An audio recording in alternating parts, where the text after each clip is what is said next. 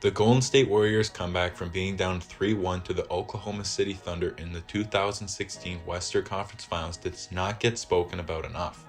And I wonder why. It's not like there's anything major that happened after. Oh shit! The Warriors were the 1 seed at 73-9, and the Thunder were the 3 seed at 55-27.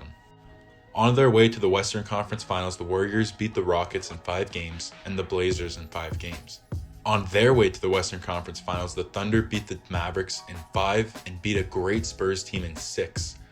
The Spurs were tied for the 7th best record in NBA history at 67-15 that season. This is some of the talk that was going on before the series started. The Warriors were expected to dominate as they beat them 3-0 during the regular season, including Curry's best game ever. There was talk about the Thunder being too tired after just playing a great Spurs team in the previous round.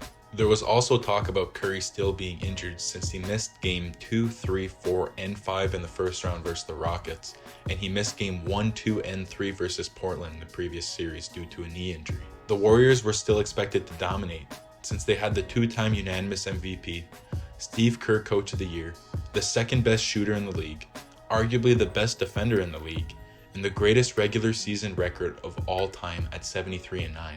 NBA fans were in for a great series. In Game 1 of the series, the Thunder shocked the Warriors and came out with a 108-102 win on the Warriors' home court. Durant had 26 and 10, and Westbrook had 27 and 12 assists. Clay had 25 points, and Steph had 26, but with 7 turnovers, which led the Warriors to struggle a bit. The Warriors lose their first game at home in the 2016 playoffs and only their 3rd home loss of the entire season. There was the talk that Curry had a bad game, but everyone was sure that he was going to get it back in the next one. Game 2 was an absolute murder. The Warriors win 118-91. KD had 29 points and 8 turnovers, and Westbrook only had 16. Curry had a bounce-back game with 28 points and Clay with 15. With this win after their loss in Game 1, Golden State is now 12-0 after a loss this season. Well. How the turntable. In Game 3, the Thunder absolutely destroyed the Warriors on home court as they came out with a 133-105 win. Curry had an okay game with 24 points and Clay had 18. But Durant played insane.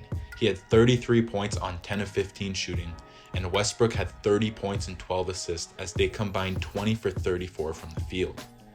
Golden State trailed by 41 points at one point, which is the most all season long.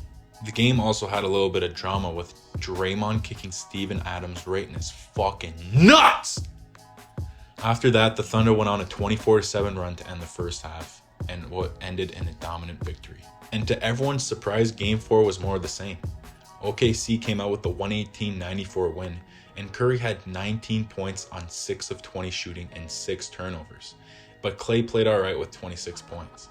The Splash Bros combined 6 for 21 from 3 in the loss. Durant had 26 points and 11 rebounds, and Westbrook had his best game of the playoffs as he notched a 36-point, 11 rebound, 11 assist triple-double. Golden State loses consecutive games for the first time all season, and it's the first time they lose 2 in a row by at least 20 points since 1972.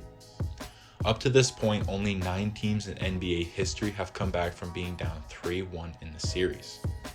There were questions if Curry was still injured and if Golden State spent too much energy going for their 73 wins during the regular season, and if they had run out of gas here in the playoffs. In Game 5 and back at home, Golden State silenced some of their haters with a 120-111 win over the Thunder. Durant had his best game of the series with 40 points, and Westbrook had 31, but 7 turnovers. Curry came to play as he had 31 points, 7 rebounds, 6 assists, and 5 steals, absolutely stuffing the stat sheet, and Clay had 27 points. And Draymond also had a great game with 11 points, 13 rebounds, 4 assists, and 4 blocks. The Warriors weren't ready to give up on their historic season just yet and forced a Game 6 back in OKC. Game 6 was one of the most memorable games in NBA history, with Golden State coming out with a 108-101 win over the Thunder. Curry had 31 points, 10 rebounds, and 9 assists, and Clay had the game of his life with 41 points, 11 for 18 from 3, an NBA record at the time.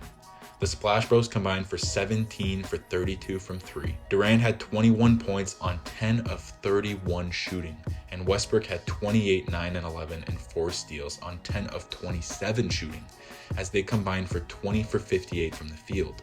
Game 6 Klay was born as he shut down the Thunder with a 19-point fourth quarter.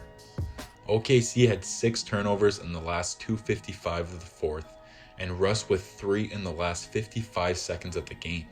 OKC struggled from 3 as they shot 3 for 23. This game was one of the best performances in the dynasty from the Warriors, as they went on to force Game 7 and the winner playing the Cavs in the finals. In Game 7, the Warriors completed the improbable 3-1 comeback against the Thunder. They win 96-88. Durant had 27 points and Westbrook had 19 on 7 of 21 shooting, but piled on 13 assists. Curry showed up and dropped 36, Klay 21, as they combined 13 for 23 from 3. Golden State was headed back to the finals to play Cleveland for the second straight year. At the time, Curry broke the NBA record for most threes ever in a 7-game series at 32. In this Game 7, Durant just didn't show up. He took 9 shots in the first 33 minutes of the game.